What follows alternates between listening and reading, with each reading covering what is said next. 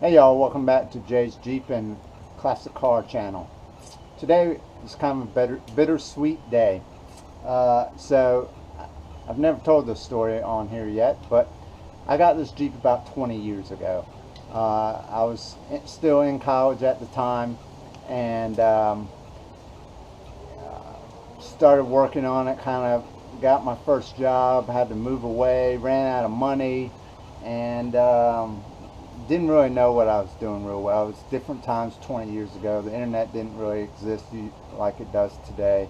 There were some forums out there, but not like it is today. YouTube wasn't out there like it is today, and so it was a lot harder.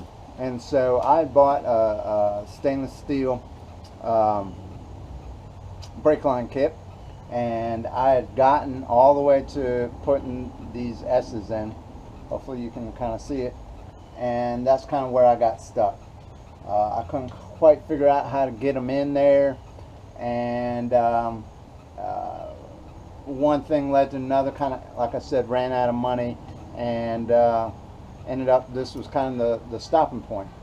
So here we are today, back to that point to install these in. And shout out to Scott over at Team G503 Jeeps for if you haven't checked them out, check them out. They've got a great, I think it's like a 3-part brake line installation video.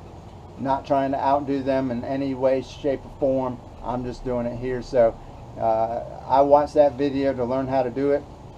So, and that's how I'm doing it today. So anyway, we have our brake line here, and the long end is going to go into your cylinder. The short end is going to go into your rubber line.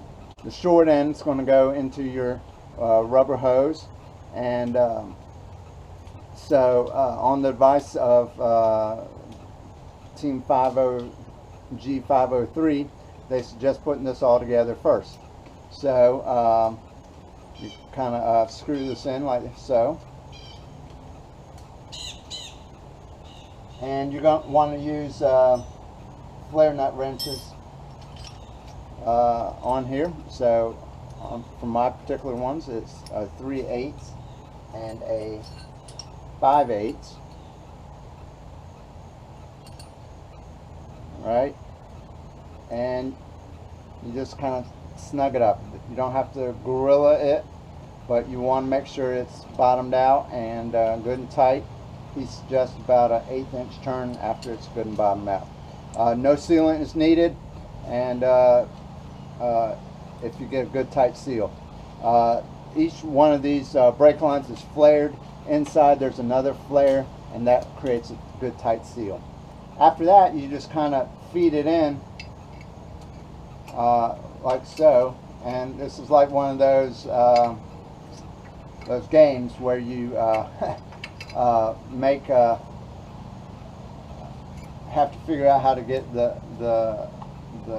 ring off or something like that. So there you go.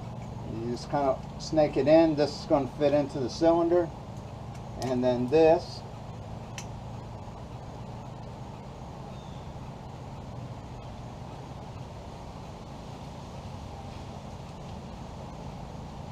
fits in like so. Just so you can kind of see it zoomed in there. We have, ooh, that's the 11/16 side. There is the 5/8 and our 3/8. So we just want to snug that up.